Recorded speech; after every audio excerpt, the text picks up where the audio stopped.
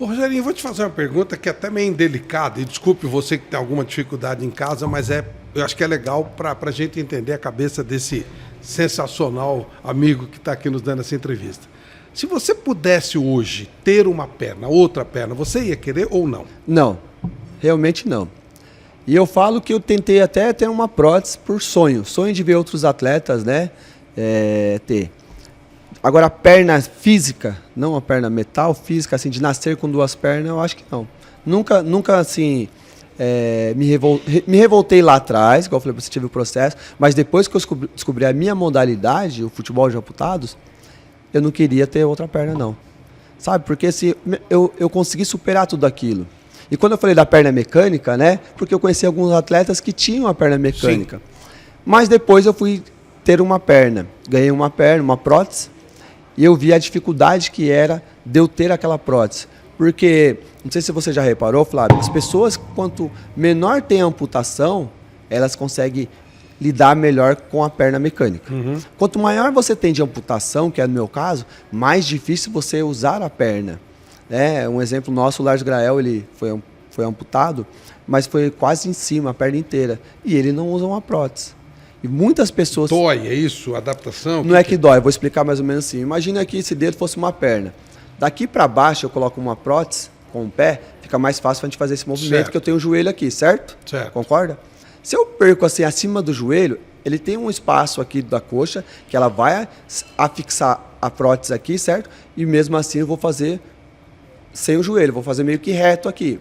Consigo andar. Agora imagina aqui em cima, eu não vou ter o joelho, certo? Eu vou ter que fazer todo o movimento e fica muito difícil. Ela é quase uma muleta, só que você não tem controle, né? O controle é menor. Esteticamente, você coloca uma calça, você vai ficar lindão. Mas se for para descer essas escadas e eu chegar, vai demorar mais. Só que eu não tinha essa informação. E aí quando eu vi a oportunidade de ter uma prótese, eu fui correr atrás e eu consegui uma prótese. E aí eu vi que realmente que no meu caso não dava. Aí, Flávio, era até engraçado na época, colocava a prótese, né? Me sentia leve com as mãos, porque você tem as mãos livres, né? Para abraçar, para movimentar. E aí, só que eu não conseguia ficar mais de 1 hora com ela. E se eu fosse num ambiente para ficar sentado ou de pé, ela me incomodava. Por causa que ela era fixada com um cinto aqui na minha cintura e era difícil aquilo. E aí um dia eu me enchi, cara. Falei, não, isso aqui não é pra minha vida, não. Eu prefiro a muleta, mais agilidade, pra cima e pra baixo. Já tinha vencido o preconceito. Às vezes tirava onda, as pessoas falavam, nossa, tá faltando uma perna, o que aconteceu? Aí falava às vezes, acidente de moto. Ele, sério? Sério, mas não era, né? Cara, eu falei, sério, meu, poxa, eu peguei lá a moto. Não precisa explicar, né? Então era assim, eu levava numa boa, não tinha mais aquele preconceito.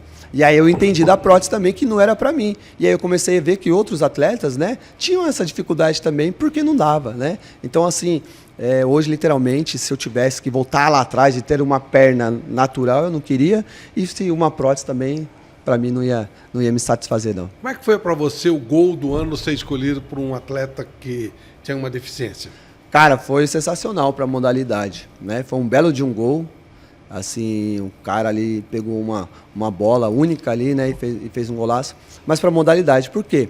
Eu sou um cara militante da modalidade. Eu sou um cara que não é só o Rogerinho que venceu, que chegou onde chegou. Mas eu fiz muito pela modalidade aqui no Brasil. Quando eu descobri a modalidade, quando eu vi ali a importância de ajudar pessoas, eu vi que não tinha uma estrutura, não tinha vários campeonatos, não tinha muitas equipes. E quando eu montei meu projeto social, eu comecei a viajar o Brasil montando clínicas de futebol de amputados para crescer a modalidade. Tendo oportunidade, como eu tive com você, de divulgar no seu programa, enfim, usando os canais, porque não tinha informação. E quando você vê um gol desse a nível mundo, poxa, é bacana, que nem hoje a gente passa, o pessoal lembra do quê? Não lembra do gol? Lembra, mas lembra do futebol de amputados, lembra do projeto. Os meus atletas lá, que eu tenho quase 40 em Mogi, quando saiu aquele gol, saiu que venceu, os caras mandando mensagem, poxa, o pessoal aqui da padaria lembrou, olha que bacana. Então dá uma proporção maior. A beleza do gol foi encantadora, foi algo assim sensacional. Mas o resultado daquilo fez com que mais pessoas conhecessem a nossa modalidade. Isso Mas foi eu já vi importante. você fazer gol bonito pra caramba. Agora tem que precisar prestar atenção pra mandar lá, né? Vou puxar então um pouco pro meu lado, né? Já fiz vários gols aí, Fez né? mesmo. Já. Mas assim, o que acontece? Qual foi a diferença, Flávio? Ó, aproveitar aqui, né? Tomar uma aguinha da Debrecht. Da Debrecht, olha que legal. Água própria. Daqui a pouco a gente vai almoçar, né? Por quê? Fiz vários gols, mas lá fora o movimento, a organização é mais forte. No Brasil, quando a gente fala aqui, Flávio, você conhece várias modalidades, como que é a divulgação das modalidades para a pessoa com deficiência? Quando você veio falar mais? Em época de Paralimpíada.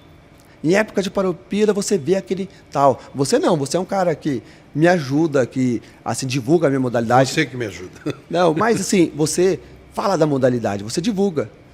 Só que assim, lá fora é mais forte. Então, assim, eles conseguiram chegar na FIFA, mandaram aquilo, entendeu? E aí saiu. Então, assim, os gols nossos, por que a gente não tem outros meios de comunicação, outras organizações, para não ficar citando nomes aqui, que poderiam alavancar?